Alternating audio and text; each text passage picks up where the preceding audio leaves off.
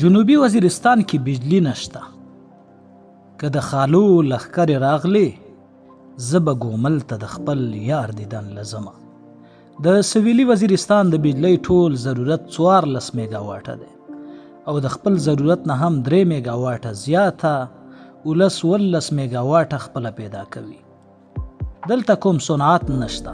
په ټول وزیرستان کې صرف 3 د وړو میلونه دي، خو وزیرستان ته د خپل اوبو او لوی بند سره بیا هم د رڼا دپاره برېښنا نشته. ولې؟ په ګومل کې د جوړ شوي لوی بند د ناکامۍ قصه څه ده؟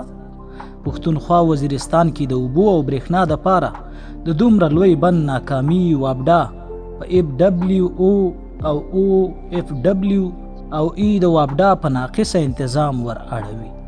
په کال 1991 کې د ټولو صوبو ترمنځ لاسلیک شوی دی. د اوبو د ویش په تړون کې پښتونخوا ته د کال په سر 8.8 میلیونه ایکړ پوټه برخه ورکړی شوې، خو د بده مرغه د نهري نظام د کمبود له کبله زموږ صوبه یوازې 15.8 میلیونه ایکړ اوبه کاروي. پاتې 3 میلیونه ایکړ پوټ اوبه پنجاب او سند صوبې وړیا کاروي. د دې اوبو د یو کال رقم 6 ارب روپۍ جوړیږي چې تر اوسه 192 ارب روپۍ جوړې شوي دي، خو پښتونخوا ته 1 روپۍ هم نه ورکولی کیږي. دا تړون یو اجباري او استعماري تړون شوی، خو پارلمان ته نه دی وړاندې کړی شوی. دویم، پښتونخوا صوبه پکې د اوبو د لوی ملکیت سره د مساوي حیثیت په توګه نه وه ناسته. درېیمه دا چې د دې تړون لاندې د کوم نهري نظام لوزونه د پښتونخوا سره شوي نو پنجاب او سند کې خو تر سره شوي، خو پښتونخوا کې شوي ژمنې نیمګړې پرتې دي.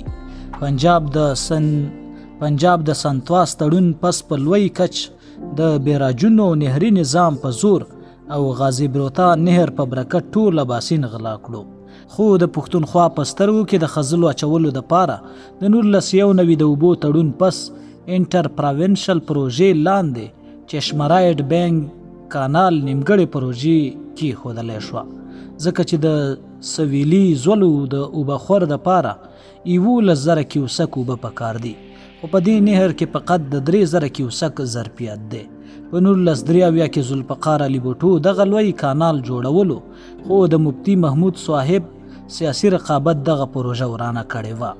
نیمګړی چشمرایټ بینک کانال چې په 2001 کې پوره شوی، د هغې په 4,800 کیوسک اوبو کې هم ډیری اسماعیل خان ته صرف 3,200 کیوسک اوبه میلاویږي، ځکه چې دغې کې 800 کیوسک اوبه د پهاړپور او 900 کیوسک د ډیری غازی خان په لور ځي. د دغه نهر لویه برخه پنجاب ته ګټوره ده.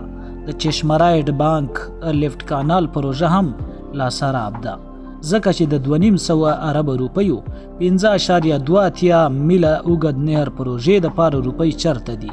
اوبه د سویلي ځلو دپاره 11,000 کیوسک پکار دي، خو دا نهر هم د 3,000 کیوسک ظرفیت لري او صرف د چشمه تر رزمک پورې ځمکې به ترې لاندې وي، او بیا داسې پروژه چې 15 سلنه روپۍ په وفاق وي. په کال 2000 کې حکومت په اباسین 4 د نهرونو پروژې اعلان کړې وې، چې پکې د تهل کانال په نوم د پنجاب صوبې، رینی کانال د سند صوبې او کچی کانال د بلوچستان صوبې دپاره مکمل شوي، او د پښتونخوا چشمرایټ بانک لیفت کانال کوم ګریویټي داسې نیمه خوا پروت دی. ګومل د پښتونخوا د سویلي وزیرستان سیند دی. د سلیمان غر او افغانستان د پکتیا د لوري سرچینه اخلي. د ډیری اسماعیل خان 20 کیلومتره لاندې د اباسین سره مل کیږي. زام هغه رود ته وایي چې د کال زیاتره برخه پکې اوبه روانې وي. ګومل ته لونی هم وایي. د ګومل دره د دې سیند په خوا کې ده، ځکه دا سیند پر ګومل یاد شوی. په وزیرستان واڼه کې د جرنل مشرف په وخت کې په 2001 کې د یوسایډ په مرسته جوړیدونکي بند ګومل ځام دپاره د سیمې پښتنو وړیا ځمکه ورکړه، او په 2011 کې د 22 ارب روپیو په لګښت دغه بند سر ته ورسېدو.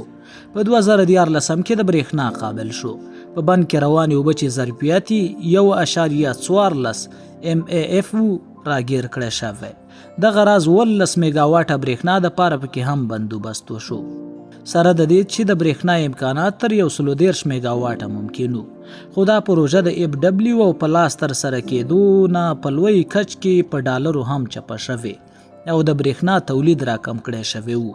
د اوبو ذخیره کولو په لحاظ ګوملزام د منګلا او توربیلا نه پس دریم لوی بند دی. دغه راز د دې بند مخې ته د وزیرستان ټانک او ډیری اسماعیل خان د 1,3,000 ایکړ ځمکې خړوبولو تابع هم شوې وه چې 80 کیلومتره اوږده ویاله هم ویستلی شوې ده. بند خو مکمل شو، خو اوس اصل قصه څه ده؟ د وزیرستان د پښتنو سره د وړیا ځمکې ورکولو په وخت د وړیا بجلۍ او اوبو ورکولو لوظ شوی و، خو 12 کاله د بند جوړېدو پوره شو، نه په وزیرستان کې بجلی شته او نه د کروندې اوبه. د بند د برېښنا جوړولو نظام د څو کاله نه ناکاره شوی. د 19 میگا واټه نه بجلی 6 میگا واټه ته راکوزه شوې. په 2014 کې د پاور هاوس سوځېدلو له کبله هغه برېښنا هم تر اوسه نه جوړیږي. کوم نهر چې جوړ شوی نو ځای په ځای مات دی. په نهر کې د ډسچارج کیدونکي 4800 کیوسک اوبه 3600 کیوسک ته راکمې شوي. اوبه جذب کوي، په غاړو کومه حفاظتي جنګله نشته، چې په نتیجه کې دا ستره پروژه ناکامۍ ته لاړه او بند کې ولاړې اوبه هسې د سیل سپاټې دپاره ولاړې دي. د ګوملزام مخې ته یوازې د ډیری اسماعیل خان 13 لکه ایکړه ځمکه شړه پرته ده. د چشمرایټ بانک لیفت کانال هم هسې خوب دی او د ګوملزام هم همدغه قصه ده. اوس بند هم جوړ دی، اوبه هم شته، کول څه دي؟ د وزیرستان او ټانګ ولس 2 غوښتنې لري. په کار ده چې دا خبره علي وزیر د دغه سیمې نه منتخب د پارلمان نور غړي هم په ډیر شدت سره په اسمبلی کې هم پورته کړي او ولس د اوبو د پاره پاڅون پر لت ته هم تیار کړي. لومبی دا چې د ګوملزام نه دی سویلي وزیرستان ته ارزانه بجلی ورکړی شي چې ورسره به د کورونو اړتیا هم پوره شي او صنعتي پرمختګ ته به هم امکانات برابر شي. ورسره ټانګزام دی جوړ کړی شي او د ګوملزام لیفت کانال دی اوچت کړی شي چې د سیمې د ټولې ځمکې کرونده ممکنه شي. قدرتي وسایل. مشر محمود خان اڅکزي د پښتنو د وسایلو په اړه څه 15 کاله وړاندې په پاچا خان مرکز کې پښتنو علماو ته یوه مهمه پوښتنه پورته کړې وه چې د قرآن په رڼا کې د دې خزانو د ملکیت حق د چا دی.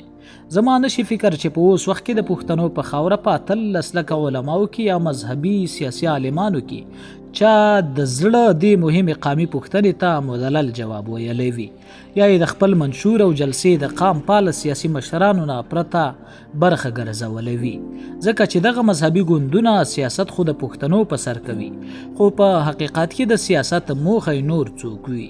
د محمود خان صاحب د خبرې د وضاحت نه وړاندې دا یوه بله مهمه خبره هم ده او هغه دا چې باید د پښتنو قامي مقدمه تر وسایلو پورې د اسلام په دلایلو سره هم ولس ته وړاندې کړی شي. دا د مذهب کوم سیاسي زبېښاک او د خپل سیاست دپاره کارول هیڅ چرې نه دي، بلکې خپله مقدمه ګڼ اړخیزه کول، ولسي کول او نړیوال کول دي. دغه د اسلام دلایل موږ ته د باچا خان بابا او خان شهید په هر وینا کې هم د اصلاح دپاره میلاویږي. د قرآن او د اسلامي نصوص او د پښتنو د دود په رڼا کې په هر سیمه کې موجود قدرتي شتمنۍ د هغه ځای د میشت ولس اجتماعي حق ملکیت دی. د هیڅ کوم کس معدنیات شخصي ملکیت نشي جوړېدی. ګډه ورشو، ځنګل، چینه او درمنې مثالونه دي. دغه ملکیت نړیوال قانون هم مني او د پاکستان آئین هم، خو د بدمرغۍ ستونزه سیاسي ده. په سورت کهف کې د حضرت خضر علیه السلام او حضرت موسی علیه السلام یوه پیښه خدای ذکر کوي چې په یو کلي کې حضرت خضر په امر تکویني سره د 2 یتیمانو د کور کوږ دیوال سم کړو، مزدوري هم ترې وانخیسته. علت حضرت خضر حضرت موسی علیه السلام ته وویلو چې دا 2 ماشومان په دغه کلي کې لکه د پښتنو په پاکستان کې په سیاسي چغه کمزوري وو، د دیوال لاندې ورله پلار خزانه خخه کړې وه. که چېرته دغه خزانه اوس ښکاره شوی وی نو د دغه کلي زورورو لکه د پاکستان د ماشومان لاس پرې تاوهل او د خزانې حق ملکیت یې ترې اخیسته. نو خدای راته حکم وکړو چې د دې مظلومانو مرسته وکړه او د خپل حق ملکیت د منځه وړلو نه یې وساته، ځکه خدای او د خدای پیغمبر د مظلوم ملاتړ وي. ډاکټر سید عالم محسود یوه عجیبه خبره بله د وسایلو په اړه کوي. وایي دا خزانې مه راسپړئ، مه یې ښکاره کوئ، پرتې به وي چرته ځینه چې وخت راشي په کار به یې قام راولي. که اوس ښکاره شي نو دغه د حضرت خضر د ماشومانو حال دی چې د کلي زورورو د کرګ د تیلو ګیس او د وزیرستان د چلغوزو ځنګلونو نه واخله تر باجوړه د ماربلو او کمانګرې د کرومایټو پورې هر څه چور تالان کوي. نو ښه دا ده چې دا خزانه دې تر یو وخت دی دیوال باندې پټوي چې کله دا هلکان خپلواک شي د ظالم مخه نیولی شي نو بیا دې په کار راولي. د سورت کهف د یو آیات ژباړه ده. کوم چې دیوال سمولو نو دا د 2 یتیمانو په دې ښار کې د دې لاندې خزانه وه. د دې ماشومانو پلار ښه سړی تیر شوی و. ستا رب وغوښتل چې دا کوچنیان غټ شي کله نو خپله خزانه به راوباسي. دا ستا د رب رحم دی. دا کارونه ما د ځان نه ونه کړل بلکې ستا د رب حکم و. د قرآن د دغه آیات نه پرته وخت په وخت د زمانو نه اسلامي فقهاو دا خبره رڼا کړې چې قدرتي شتمنۍ د ولسونو ملکیت دی او حق انتفاع د دوی جایز حق دی. هو الذي خلق لكم ما في الأرض جميعا ثم استوى إلى السماء فسواهن 7 سماوات وهو بكل شيء عليم. په دې کې بیلابیل تفسیرونه ذکر شوي دي د دې آیات نه پس او پوره شرح شوی ده هغه هم په عربی باندې. اوس برا شو وطنی توت ته. وطنی توت اده کې مورې مانو لزما د بوډیالۍ توتان ګلی وهلی دینه مانو لزما. توت زمونږ سیمهیز بوټی دی. په عربی او هندی کې هم په توت احمر او توت اسود یاد شوی. په قدیم طب کې هم ذکر راځي. عموما زمون خلک تش د خشاک د پاره توت کوي خو توت ډیره خوږه میوه هم کوي. که چېرته دغه بوټی په کچه کې قلم کړی شي نو د لندې میوې سره د اوچې میوې په توګه هم کارولی شي. د هاړ میاشت را روانه ده. په دغه میاشت کې په توت کې قلمې لګي او په ډیره خوندوره میوه بدلیږي. ابن سینا وایي چې څوک توت خوري نو وینه به یې پاکیږي او د رګونو نه به یې وازګه ختمیږي. توت 7 ډوله وټامین لري. د کونړ او کندهار پښتانه په سیمه کې هر توت قلم کوي. دا بوټی زمونږ د خاورې د آب و هوا سره ډیر سمون خوري ځکه بې خوارۍ بې اوبو ډیر پلوی کچ کیږي. خو پښتانه د مارکیټ او کاروبار فکر نه لري ځکه داسې ډیر قیمتي میوې زمونږ نه ضایع کیږي.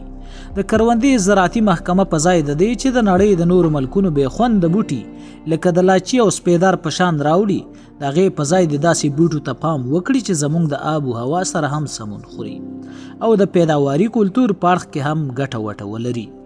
توتان پاخه دي ماما جانا کلي ته راشه لوی واړه دي یادوینه. د پښتونخوا ځنګل د یو هیواد دپاره د موسمي اثراتو نه د بچ کولو دپاره لازم وي چې د خاورې په 25% برخه یې ځنګل وي. د پاکستان د ټولې خاورې په 8/4 ځنګل دی چې 4.240 میلیون ایکړ خاوره جوړیږي. پاکستان د نړۍ په کچه د ځنګل په ختمولو کې په 2م نمبر دی او په هغه 2 هیوادونو کې هم شمار دی چې د اقلیمي بدلون د بد اغیز او د بارانونو د کموالي سره مخ دی. د هند په 23% برخه خاوره ځنګل دی او دغه کچه نور هم زیاتولای شي. د هند سره په پوج او اټم کې خو سیالي کولای شي او د انسانانو چاپیریال د ښېګړې په داسې کار کې بیا د چا ایمان نه وي. په لویدیځ کې هیوادونه د بوټي په اړه دومره بیدار دي چې په پلازو کې هم د بوټي راوستل لګول لازم بولي. پاکستان کې هر کال 15,500 ایکړ ځنګل په ناقانونه توګه ختمولای شي. د کال 10 کروڑه ونې لګولای کیږي خو د پام نه کولو له کبله زیاتره کال پس نه وي. د ځنګلونو شبکه تش پیتاوي کوي.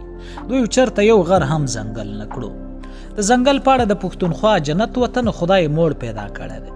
د ځنګل وجود فطري دی ځکه د جنت تصور هم د ځنګل په تخیل ولاړ دی. د پښتونخوا څه په 15% برخه خاوره ځنګل دی. د زیارت په شان د صنوبر د نړۍ په سر 2م نمبر لوی ځنګل هم لري.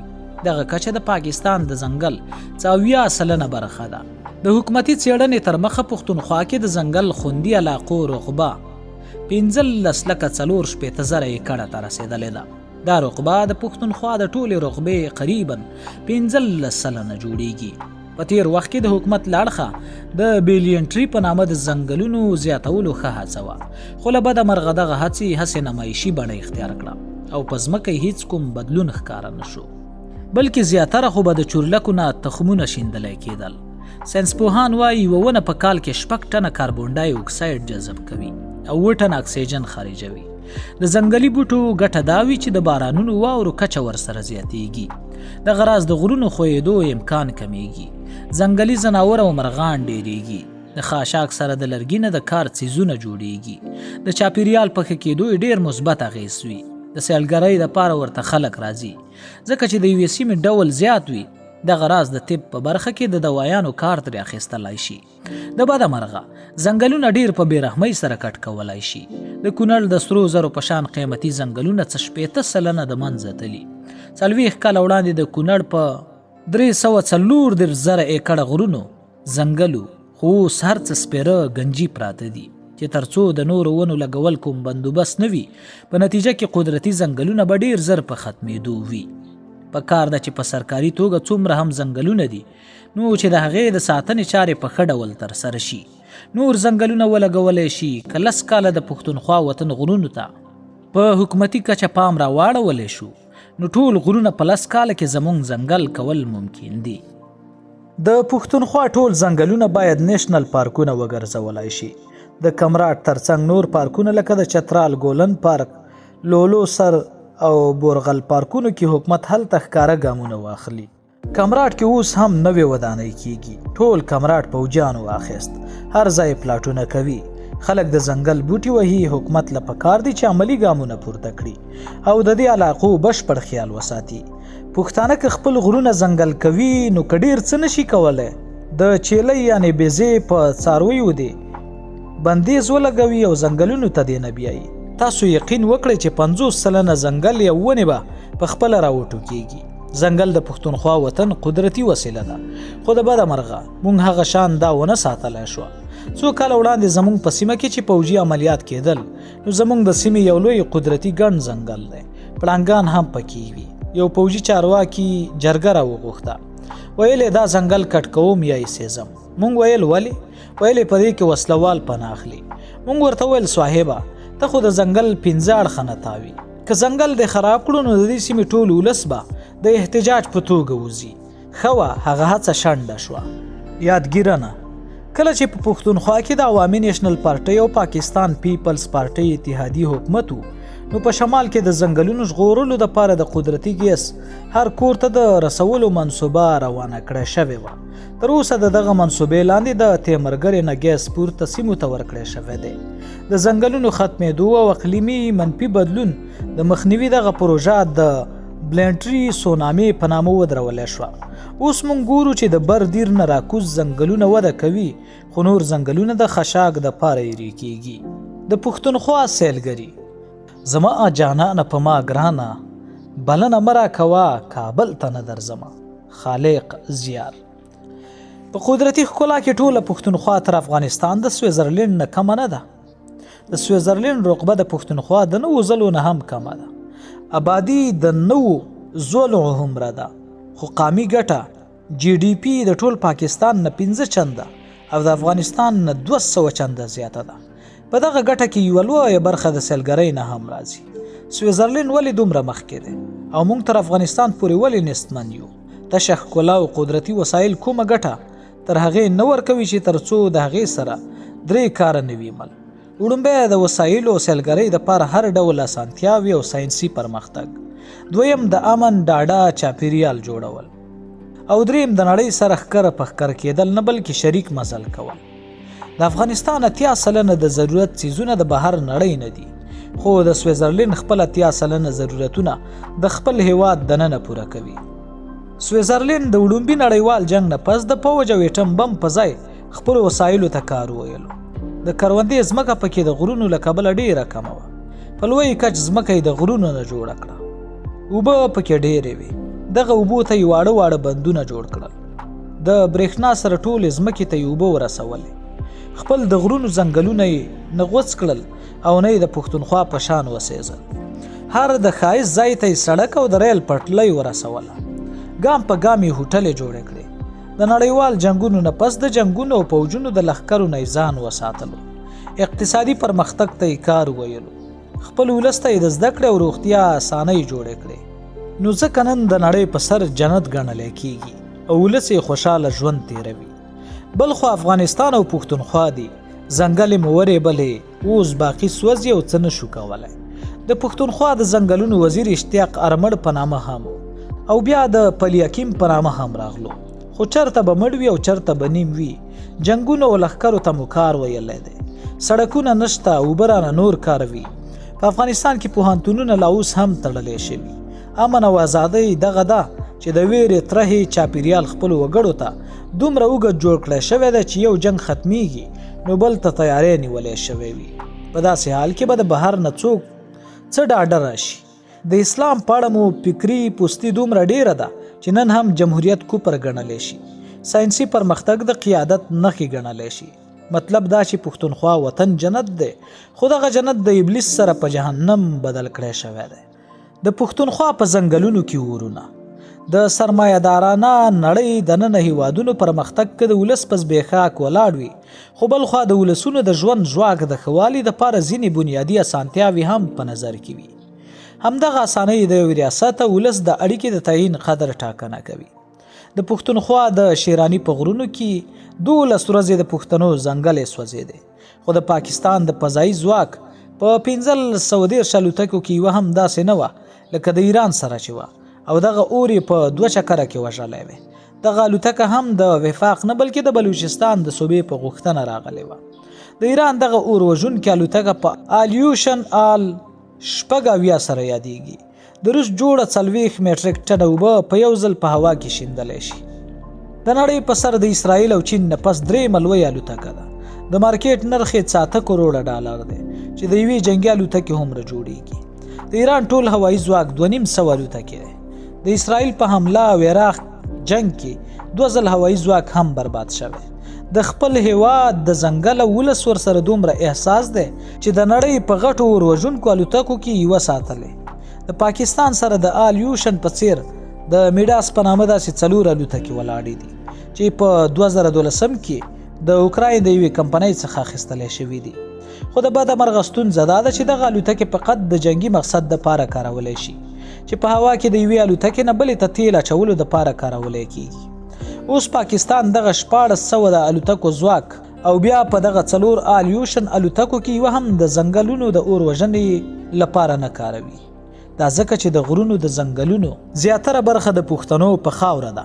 پنجاب کوم د ځنګل وسیلې نه لري، نو هم په دغه معیار د ټول هیواد واک هم چلولی کیږي. او د ځنګل د اور وژنې او الوتکې د پاکستان او پښتنو د تړون همدغه نسبت دی.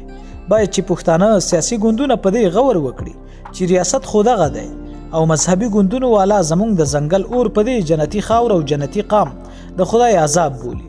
خو د بیا دپاره کوم څه په ولسي او سیاسي توګه مهم دي چې که داسې اور بیا لګي نو په ژړا او پریاد خو اور نه مري. اوس ساینسي اثر دی، ډېر ممکنات کیدای شي، خو په اړه یې غور پکار دی. نورستان جنت نښان که د نواپاس لار پرانیستلی شي نو د کوهقاب په څیر په ښکلا ډکه سیمه نورستان ته د پېښور نه د سیل دپاره په 15 ساعته کې چې سړک سم کړی شي رسیدل ممکن کیدای شي. نورستان چې اوس هم په خپله فطرتي ښکلا موړ اوده پروت دی. پخوانۍ ودانۍ، د غرونو ځنګلې، ورشوګانې، کنګلونه، د اوبو چړونه، سیند، څاروي او مرغان د خپل سوچوالي سره اوس هم په نڅاوي. د نورستان واورین کنګلونه په سیمه کې هغه یوازیني ځایونه دي چې واورین پړانګان پکې لیدلی کیږي. نورستان په 9225 مربع کیلومتره خاوره خپور دی او دا خاوره ټوله په قیمتي ځنګلونو کې پټه ده. د وګړو شمیر یې 1,80,000 دی. د سمندر نه د نورستان سیمه عموما 10,414 فوټه دنګوالی لري. غرونه یې د دې نه هم ډېر اوچت دي. په ژمي کې ټول نورستان په واورو کې ډوب وي. په ګرمۍ کې د 20 درجو نه پورته موسم نه وي. نورستان ته به پخوا کاپرستان او بلورستان ویلی کېدو. خپله ژبه یې نورستاني ده، خو په پښتو هم ټول پوهیږي. په جغرافیایي او تاریخي توګه دا سیمه او د چترال سیمه یو دي. وګړي هم یو نسل په چترال، بمبورید، بریر کې میشت، کالاش خلک او د نورستان وګړي په نسلي توګه یو دي. پخوا به د باجوړه د لوري لښکرې چور تالان لپاره په دې خلکو ورتللې. څاروي او لرګي به یې ترې راوړل. 1890 پورې دا سیمه آزاده وه. د امیر عبدالرحمن خان په وخت کې ونیولی شوه او ټول نورستان په ګډه اسلام قبول کړو. نورستان سیمه د پرمختګ نه ډېره وروسته پاتې ده. د کابل ادارې ورته کله هم سم پام نه دی کړی. وګړي ډېر غریب دي. زیاتره په ځنګلونو کې څاروي څروي. د اشرف غني په وخت کې ټول نورستان په ملي پارک سره نومولی شوی و. په ځنګلو غوڅولو بندیز لګولی شوی و. د پرمختګ یو شمېر نورې چارې هم جوړې شوې وې. د بدامنۍ له کبله مخکې ډېر کم سیلانیان نورستان ته تلل، خو د جنګ ختمېدو نه پس دغه کچه سیوا شوې وه. اوس چې په کابل بیا طالبانو رژیم قبضه کړې ده، نو د ویرې ترهې له کبله نورستان ته سیلګري مخه نه کوي. د نورستان په پلازمینه پارون کې د تیر وخت نه د سیلانیانو هوټلې هم شته. د 100 کوټو یو لوی میلمستون هم د اشرف غني په وخت کې جوړ کړی شوی. پارون د سمندر څخه 9000 فوټه لوړه سیمه ده. د کونړ د لوري د سړک جوړول چارې هم بشپړې کړې شوي دي.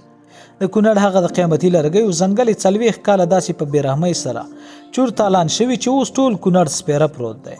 خو نورستان اوس هم د ځمکې په سر د سمندر نه د 10,000 فوټه دنګوالي په برکت د منځنۍ اسیا د کوم هیواد نه په ښکلا کې کم نه دی.